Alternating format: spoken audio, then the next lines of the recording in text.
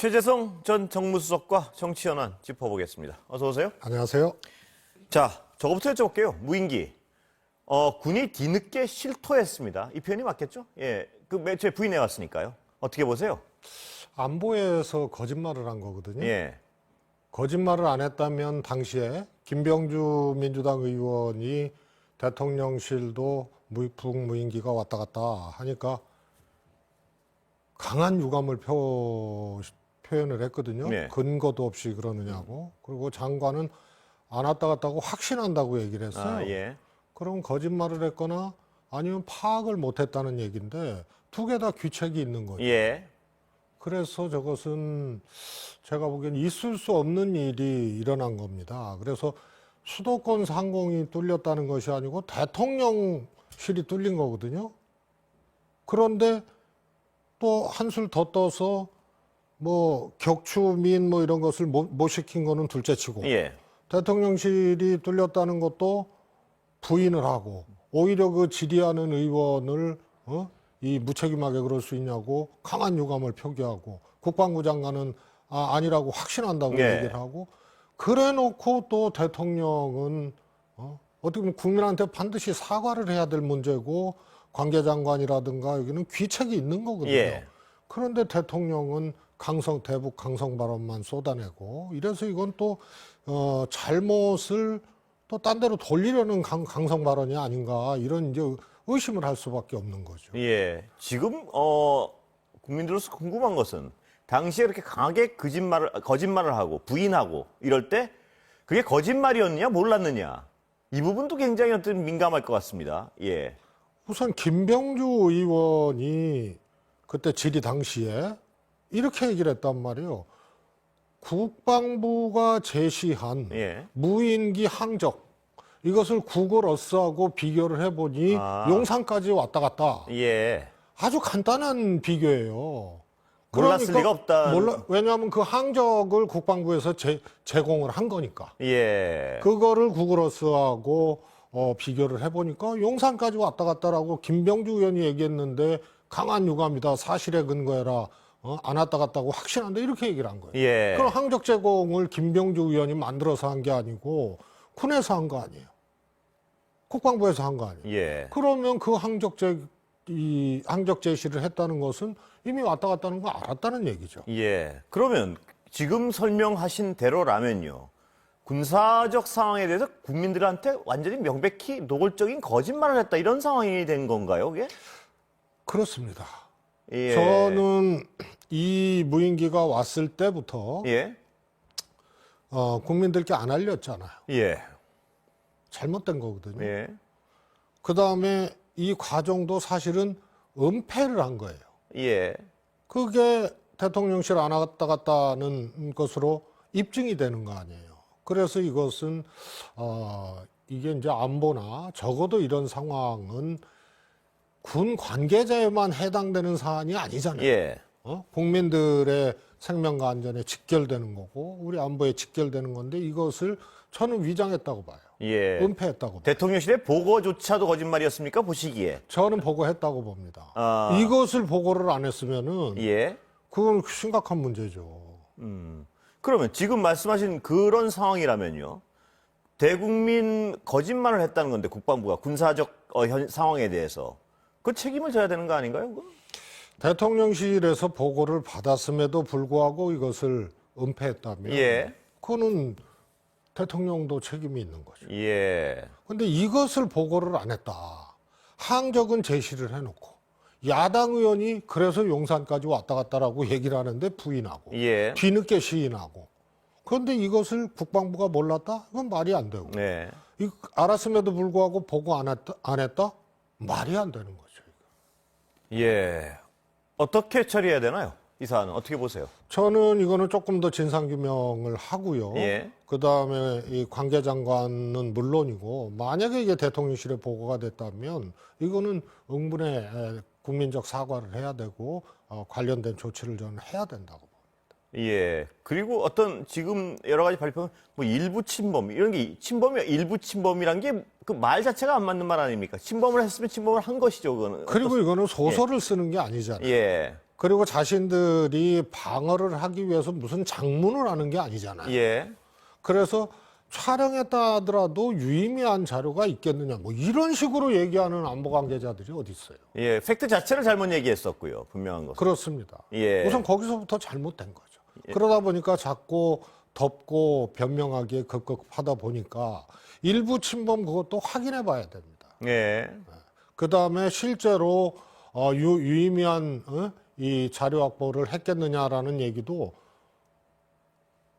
무인기에서 촬영한 것에 대해서 검증하는 게 북쪽이지 우리가 아니잖아요. 예. 그래서 무엇을 촬영했고 뭘 했는지 그 정도까지 다 알 정도의 유의미한지 아닌지 알 정도의 우리 국방부라면 그럼 놓치지도 않았겠죠. 예. 말이 안 되는 소리들을 하고 진상 규명이 필요할 것 같습니다. 안보에서 어떻게 자기 방어를 위해서 추측을 하고 심지어는 유의미한 자료가 있겠느냐라는 이런 식의 얘기를 할 수가 있어요. 예. 다른 사안 좀 넘어가 보겠습니다. 중대선거구제. 어떻게 보시면 민주당의 입장은 뭔지 혹시 취재를 좀 해보셨습니까? 예. 뭐 보도도 됐고 예. 했지만은 아직 이제 윤석열 대통령이 던진 지가 얼마 안 됐으니까 지금 여러 가지 이제 생각들이 있겠고 또 일부 이제 자기 의견을 피력한 정치인도 있는 걸로 알고 있습니다. 그러나 윤석열 대통령이 새해 벽두에 왜 이 의제를 던졌는지 네. 생각해 볼 필요가 있을 것 같습니다. 예. 윤석열 대통령이 그야말로 이런 대한민국 정치의 승자독식 구조라든가 거대 양당 구조라든가 지역구도의 충돌, 기득권의 충돌 이것을 해소할 수 있는 방안에 대해서 얼마만큼 경험하고 고민하고 연구했느냐. 예. 그래서 어떤 결론을 냈느냐. 사실은 이것은 윤석열 대통령이 그런 과정을 거쳐서 내놓은 것이라고 보기는 어렵거든요. 그렇다면 정치적 의도가 있다는 말씀을 하시고 싶은 건가요? 저는 예. 두 가지가 다 있을 수 예. 있다고 봅니다. 하나는 누구 이야기를 듣고 예. 혹은 또 토론을 위해서 토론을 통해서 예. 그래 이거 해야 된다라고 그렇게 생각할 수 있지만 예. 근거나 과정 이런 것들이 매우 부족할 수밖에 없는 윤석열 대통령의 정치사가 아니냐. 예. 그다음에 하나는 이것을 그럼에도 불구하고 던졌단 말이에요. 예. 당내 의견 수렴한 것도 아니고 무슨 분석 파악한 것도 아니고 그냥 확 던진 거예요. 예. 그러면 이거는 전국을 이 소위 말해서 정치개혁 이슈로 최초로 하여튼 이 던진 거거든요. 예. 윤석열 대통령이 정치 관련된 거는. 그래서 이걸 끌고 가는 이제 주도권, 예. 전국 주도권이 하나 있을 수 있고 또 야당에 대한 어떻게 보면은 좀 폭탄이라고 예. 이렇게 던진 그런 측면도 있지 않겠느냐. 그래서 한간에는 이것이 김한길 전 대표의 구상 아니냐, 예. 작품 아니냐, 이제 이런 얘기도 흘러나오는 게 윤석열 대통령의 고민과 검토 과정이 부족할 수밖에 없었다. 예. 그래서 누군가 얘기를 했고 이것을 던졌다. 그래서 상당히 이것은 원론적으로 꼭 이걸 중대선거구를 통해서 정치개혁을 해야 된다는 이 입장보다는 전략적 또 이런 이제 이 측면이 강한 것이 아닌가 이렇게 분석을 하고 있습니다. 지금 최수성님 말씀은 그러니까 이 어떤 중대선거제를 진짜 하겠다는 의지보다는 그 중대선거제의 의제를 던지고 나타난 어떤 파장 이런 걸 정치적 목적을 위해서 이용했다 이렇게 평가하시는 건가요? 그게 윤석열 대통령 취임 후에 처음으로 정치개혁 의지. 예. 그래서 이걸 갖고 리딩을 하겠다, 주도를 하겠다. 이거 하나 하고 이게 거의 이제 핵폭탄은 아니지만 폭탄과 같은 거거든요. 예. 여권 내에도 폭탄이고 야당에도 폭탄입니다. 예. 이 논의를 질서정연하게 해가면서 할 수 있는 여건이 되느냐. 저는 아주 불가능한 의제라고 보거든요. 예. 그렇기 때문에 이것은 특히 야당이 갑론을박하게 되는 순간 예. 이것은 야당이 흔들리게 돼 있는 그런 이슈이기도 합니다. 예. 그런 것이 감안됐다면 매우 부적절한 제기다. 그러면 최수성님 해석하시기에는요. 이 대통령실에서 이걸 던질 때 이게 돼도 상관없답니까? 아니면 될 리가 없기 때문에 던진 겁니까? 저는 돼도 상관없고 예. 되기도 어렵다는 것을 알고 저는 던졌다. 자, 그렇다면 다시 원론으로 좀 돌아가 보겠습니다. 중대선거구제 자체는 그럼에도 불구하고 어떤 지역적 편중이나 양극화 이런 거 어떤 전면적 대립 양당에 이런 걸 막을 수 있다는 주장에 대해서 어떻게 평가하십니까? 원론적이라고 예. 표현하셨잖아요. 예. 그런 것을 막을 수 있는 제도로서 주장하는 것은 여러 가지가 있습니다. 예. 비례대표를 전향적으로 확대를 해서 연동이나 권역별로 해야 된다. 예. 또 석패율 제도를 결합해야 된다. 뭐 이런 여러 가지 논의가 있거든요. 예. 그 중에 하나가 중대선거구제예요. 예. 또 반론으로서 이것은 기존 정치인들의 기득권을 강화하는 것이다. 그러면서 다른 나라 사례들을 중대선거구제를 하는 나라 사례들을 보니까 이거는 뭐 개혁이 아니고 기득권의 강화다. 예. 이렇게 이제 입증되고 있다는 반론도 있어요. 예. 그러면 원론적이라고 표현을 하셨고 또 여러 가지 주장들이 있는데 이런 것을 최소한 검토하고 논의하고 이런 과정들 분석하고 이런 과정들을 거치지 않고 예. 다른 사람도 아니고 어디 방송 패널도 아니고 대통령이 그냥 이것을 새벽도에 던진 것은 건강한 발상으로 보기가 저는 어렵다고 봅니다. 자, 그러면 그렇다고 해서 무조건 지금 제도 그대로 안착할래. 이렇게 하면 어떤 기득권을 위한 저항이라고 보는 국민들이 많을 겁니다. 그럼 민주당으로서는 어떻게 대응하실 겁니까? 이 어떤 주제에 대해서. 정치개혁 주제. 저는 국민 여론이 예. 한쪽으로 안 기운다고 봐요. 예. 왜냐하면 중대선거구제에 대해서 국민들이 전향적으로 전폭적으로 저것만이 이것을 방법이라는 생각을 안 하실 거라 이 말씀이시죠, 국민들이? 국민들이 그렇게 선호할 리가 없습니다. 예. 왜냐하면 이런 것을 채택하고 있는 다른 나라의 사례도 봤고 예. 꼭 정치 선진국이라고 할 수가 없거든요. 예. 그다음에 또 하나는 이게 과연 지금 제시될 이슈냐.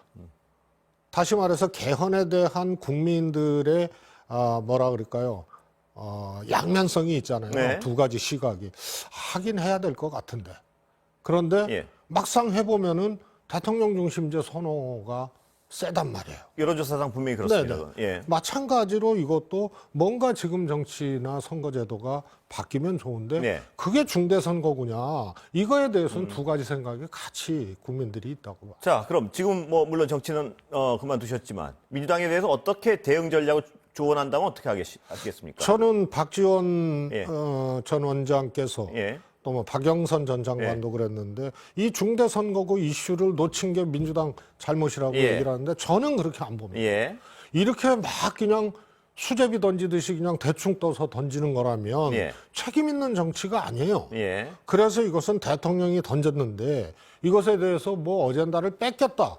이렇게 생각할 하등의 근거가 없어요. 예. 이게 민주당 당론도 아니었고 민주당이 중대선거구제를 꼭 추진해서 정치개혁해야 된다라고 이 길만을 갖고 제시한 게 아니거든요. 예. 오히려 다른 안이 또 상당히 설득력을 얻고 있는 비례대표제 강화라든가 뭐 이런 안들이 또 따로 있단 말이에요. 예. 그래서 이것은 당론도 아니고 민주당이 추진해야 될 아무런 근거와 의무가 없는 거예요. 예. 그런데 이걸 어젠다 뺏겼다고 당황하거나 뭐 이럴 필요가 없는 거고 오히려 한 발 뒤에서 충분하게 검토하고 논의를 해나가면서 이 문제를 대응해야지 예. 이거를 엎어치거나 당황해서 이걸 쫓아가거나 저는 하등 그럴 필요가 없다고 봅니다.